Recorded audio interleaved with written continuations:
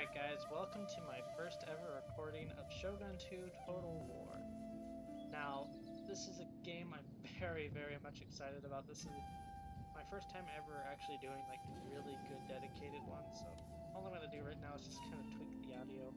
I don't want it to be too overwhelming when I'm recording this, so I'm hoping my voice can actually go over it, so here's hoping, fingers crossed, if not I might have to re-edit the video, so we'll find out.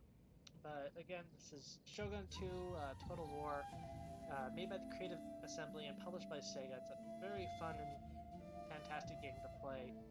I find it fun and interesting mainly because too I'm into the Japanese culture aspect of it. That's another good, niche that I fit in, and I just love it. It's so fun. So we'll be getting ready to start it up soon, and there is actually a spoiler on this page for another LP that I'm going to be doing today. I'll have that up for you guys as well if everything goes right for the audio editing.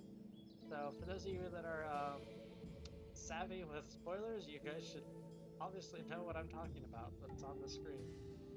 So we'll be hopping into a new game. Now, there are several DLC out for this, the base game being Shogun 2, but then the other two DLCs being Rise of the Samurai and Fall of the Samurai. Now, Fall of the Samurai is actually a standalone game. You can actually buy that without having to buy the base game of Shogun 2. But Rise of the Samurai, on the other hand, does require the base game Shogun 2 in order to run. So what I'm going to do, I'm just going to actually start with Shogun 2, and we will start picking from our clan window. So here we have the Choso Kabe, and their challenge is easy. They start right here in this fairly nice island peninsula area, and they are masters of the land. They have reduced recruitment cost and upkeep for all bow infantry. They can recruit superior bow infantry, and they have increased income from farms. And I have a personal preference for them just because I like bow troops.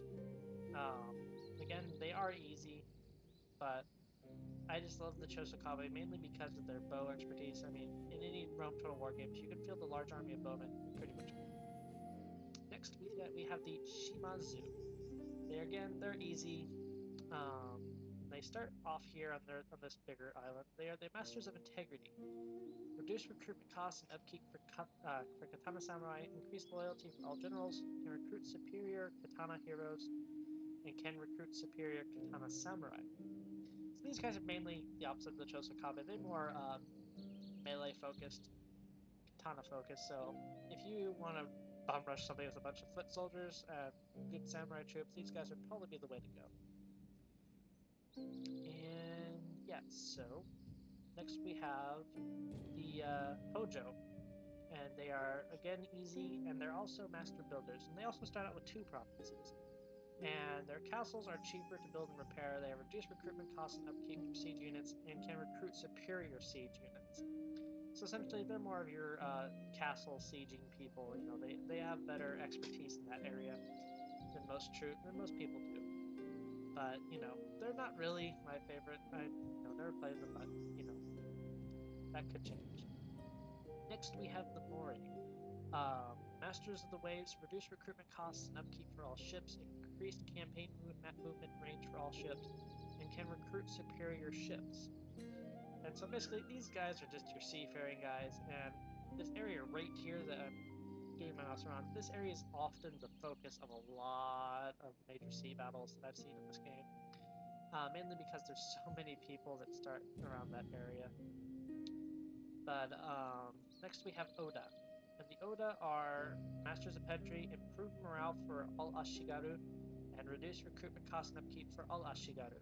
And what Ashigaru are basically are the base units in the game that anyone can buy. They're kind of like the upgraded version of peasants, and that's essentially it about them.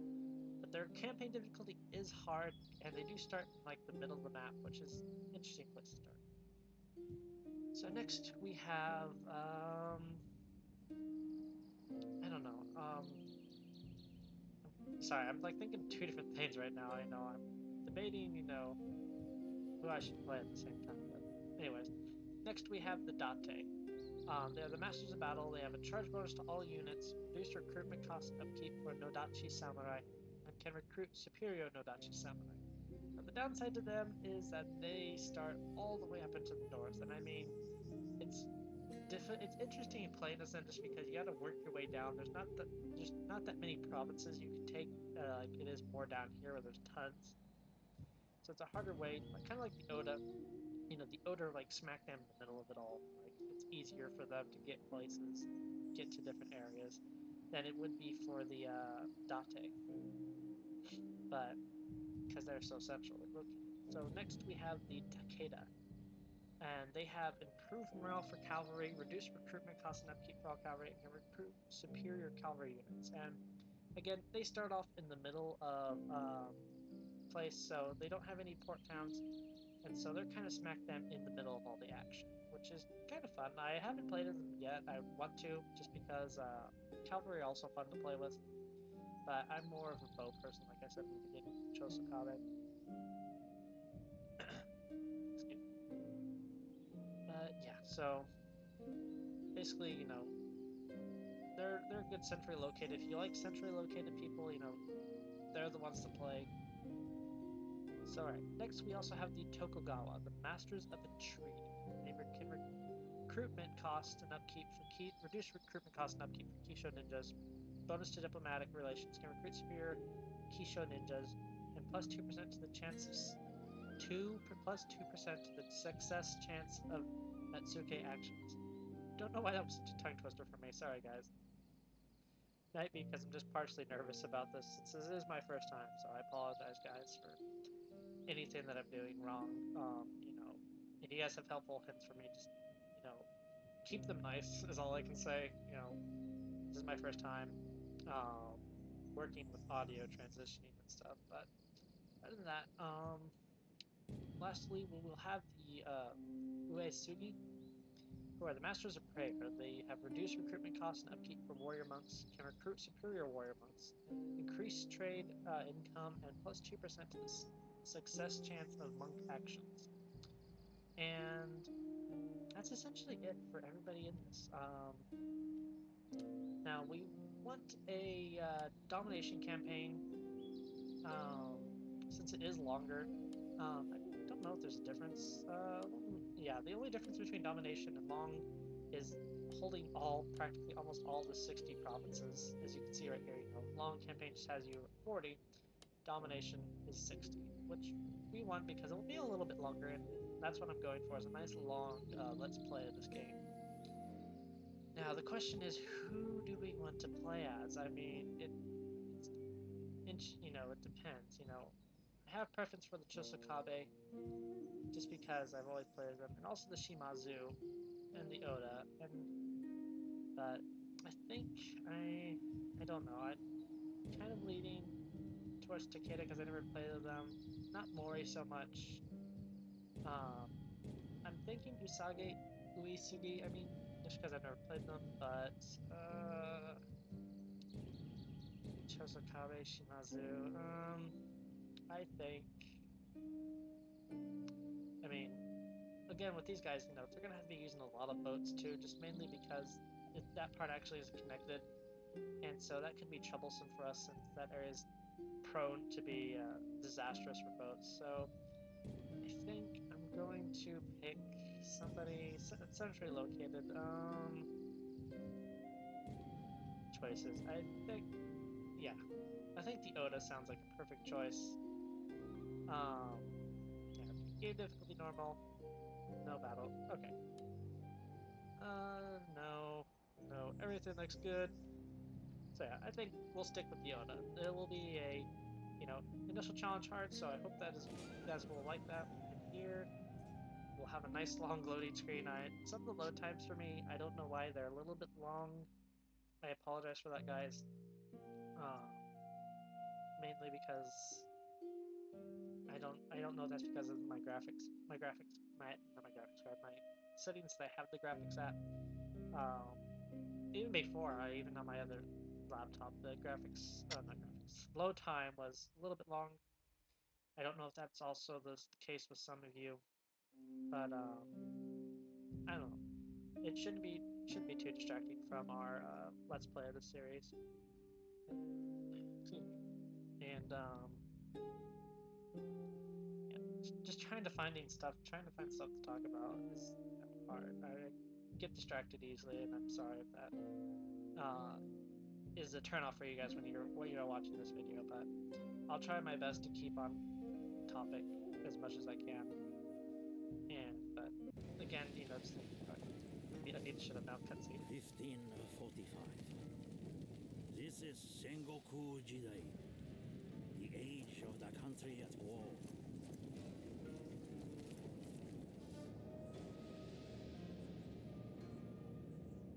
For 200 years, the Ashikaga shoguns have ruled from Kyoto.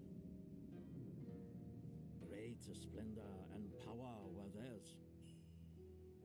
Now, the overmighty clans no longer obey. The time has come for a new warlord to become Shogun.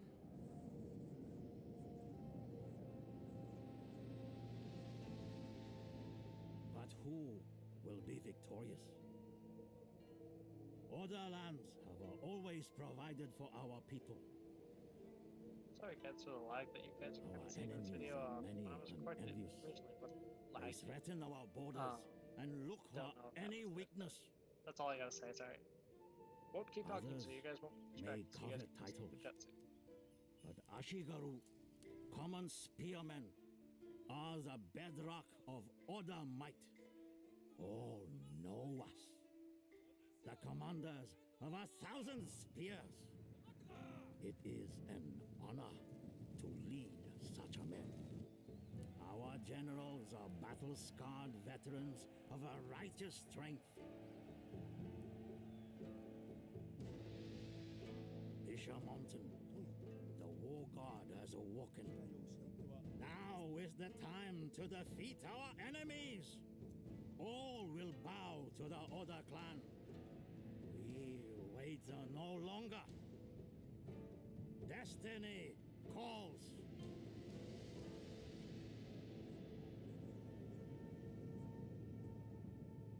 Alright, so there's the opener cutscene. It's pretty much the same for every other clan, but except more or less highlights their their special abilities. And as we'll see in this game, our main backbone of the military will rely on those Ashigaru units, mainly the Yari Ashigaru and Bo Ashigaru. Apart from within. And so this little thing is just talking about it's just our intro to our clan. We don't really need to hear this because our mission issue icon will get popped up.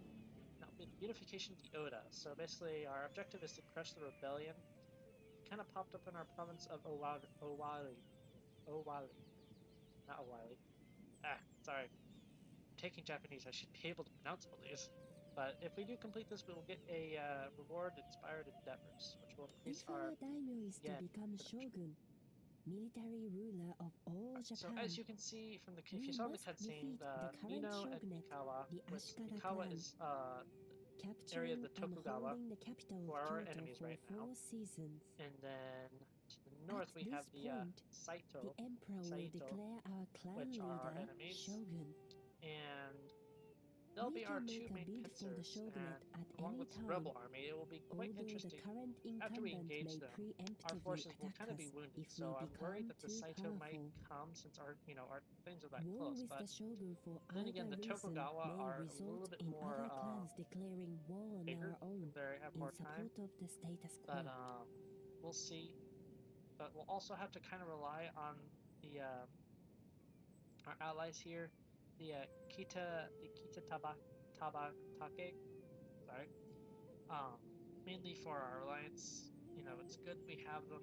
Well, we got an ally. I mean, that's all that counts. We have an ally. So if we need to, we'll have to call on them just in in times of aid, we'll be able to hopefully call on them, and hopefully they'll support our endeavors. So, first things first, what we're going to need to do is take care of that pesky rebel army, or otherwise it's going to end up biting